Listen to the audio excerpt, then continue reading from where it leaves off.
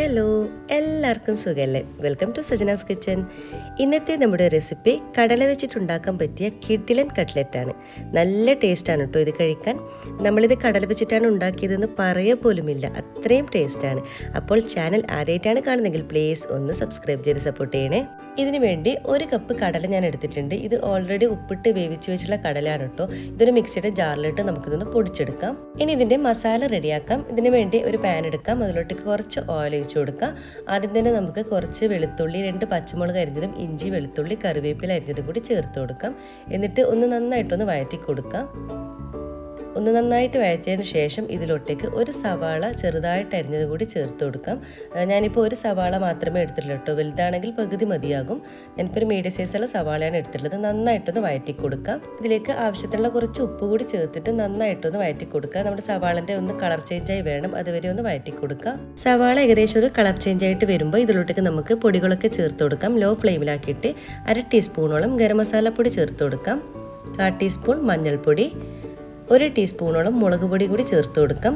എന്നിട്ട് എല്ലാം കൂടി നന്നായിട്ടൊന്ന് മിക്സാക്കി കൊടുക്കുക. ആ പൊടികളുടെ ഒരു പച്ചമണം മാറി വരുന്നവർ നന്നായിട്ടൊന്ന് വഴറ്റി കൊടുക്കുക. പൊടികളൊക്കെ ചേർത്തിട്ട് നന്നായിട്ടൊന്ന് വഴറ്റി കഴിഞ്ഞാൽ ഇതിലോട്ടേക്ക് നമുക്ക് മീഡിയം സൈസ് വരുന്ന 2 ഉരുളക്കിഴങ്ങ് പുഴുങ്ങി പൊടിച്ചു വെച്ചതാണിത്.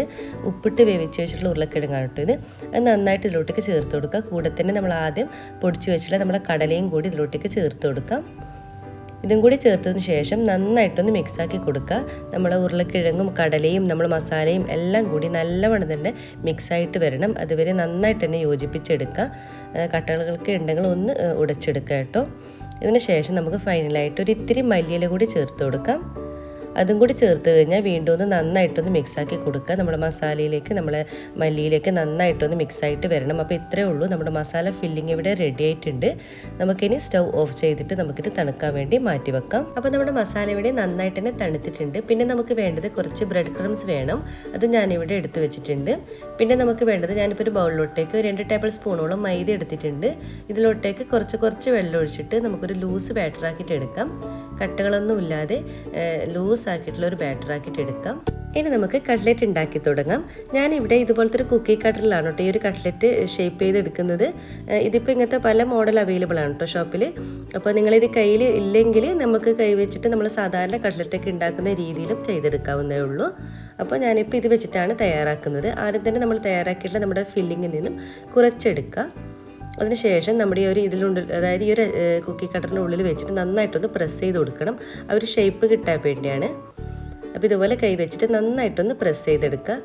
അപ്പോൾ ഈ ഒരു രീതിയിൽ കിട്ടിയിട്ടുണ്ട്. നമുക്കിതിൻ്റെ പുറത്തോട്ടേക്ക് എടുക്കാം. അപ്പോൾ കണ്ടില്ലേ, നമ്മൾ ആ ഒരു ഷേപ്പിൽ തന്നെ നമുക്ക് കിട്ടും കേട്ടോ. ആ ഒരു ഇതിൽ തന്നെ നമ്മൾ ചെയ്തതുകൊണ്ട് ഇതാ ഈ ഒരു നിലയിൽ കിട്ടിയിട്ടുണ്ട്. അപ്പോൾ നമ്മുടെ കട്ട്ലറ്റിൻ്റെ നല്ല ഷേപ്പിൽ തന്നെ കിട്ടിയിട്ടുണ്ട്. ഇനി നമുക്ക് നമ്മൾ ആദ്യം തയ്യാറാക്കിയുള്ള ആ ഒരു മൈദൻ്റെ ബാറ്റർ ഉണ്ടല്ലോ, ഒരു ലൂസായിട്ടുള്ളൊരു ബാറ്റർ തയ്യാറാക്കിയിട്ടുണ്ട്. അതിലോട്ടേക്ക് നന്നായിട്ടൊന്ന് ഡിപ്പ് ചെയ്ത് കൊടുക്കുക. അതിനുശേഷം നമ്മുടെ ബ്രെഡ് ക്രംസിലൊന്ന് കോട്ട് ചെയ്തെടുക്കുക. നമ്മൾ സാധാരണ കട്ട്ലറ്റൊക്കെ തയ്യാറാക്കുന്ന ആ ഒരു രീതിയിൽ തന്നെയാണ് നമ്മൾ തയ്യാറാക്കുന്നത്. അപ്പോൾ ബ്രെഡ് ക്രംസ് നല്ലവണ്ണം തന്നെ എല്ലാ ഭാഗത്തോട്ടേക്കൊന്ന് കോട്ട് ചെയ്ത് കിട്ടണം. അപ്പോൾ എല്ലാ ഭാഗത്തോട്ടും കോട്ട് ചെയ്ത് കിട്ടിയിട്ടുണ്ട്. അപ്പോൾ നമ്മളൊരു കട്ട്ലറ്റ് ഇവിടെ റെഡി ആയിട്ടുണ്ട്. ഇതുപോലെ ബാക്കിയെല്ലാം തന്നെ നമുക്ക് ചെയ്തെടുക്കാം.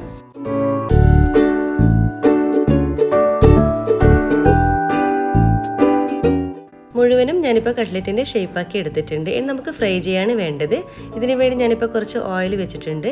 ഓയിൽ നല്ലവണ്ണം തന്നെ ചൂടാകുമ്പോൾ നമ്മൾ തയ്യാറാക്കിയുള്ള ഓരോ കട്ട്ലറ്റും ഇതിലോട്ടേക്ക് വെച്ച് കൊടുക്കാം. അപ്പം മുഴുവനും വെച്ച് കൊടുക്കാം.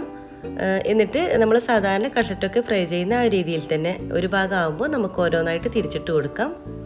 ഇത് പെട്ടെന്ന് തന്നെ റെഡിയായി കിട്ടും കേട്ടോ. നല്ല ടേസ്റ്റും രുചിയാണ് ഇത് കഴിക്കാൻ, കാണാനും നല്ല ഭംഗിയാണ്. അപ്പോൾ നമുക്ക് ഒരു ഭാഗമാകുമ്പോൾ നമുക്കിതെല്ലാം തന്നെ തിരിച്ചിട്ട് കൊടുക്കണം.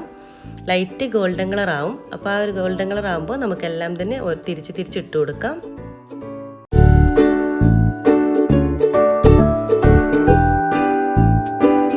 അപ്പോൾ 2 ഭാഗവും ലൈറ്റ് ഗോൾഡൻ കളർ ആകുമ്പോൾ നമുക്ക് പ്ലേറ്റിലോട്ടേക്ക് കോരി മാറ്റാം. പിന്നെ പൊട്ടിപ്പോകുന്ന പ്രശ്നമൊന്നും ഉണ്ടാവില്ല കേട്ടോ. അഥവാ പൊട്ടിപ്പോകുന്നുണ്ടെങ്കിൽ നിങ്ങൾക്കിത് തയ്യാറാക്കിയിട്ട് ഫ്രൈ ചെയ്യുന്നതിന് തൊട്ട് മുമ്പ് നമ്മൾ ഫ്രിഡ്ജിൽ ഒരു 1/2 മണിക്കൂർ വെച്ചാൽ മതി കേട്ടോ. അപ്പോൾ നല്ല ഇതിൽ തന്നെ കിട്ടും.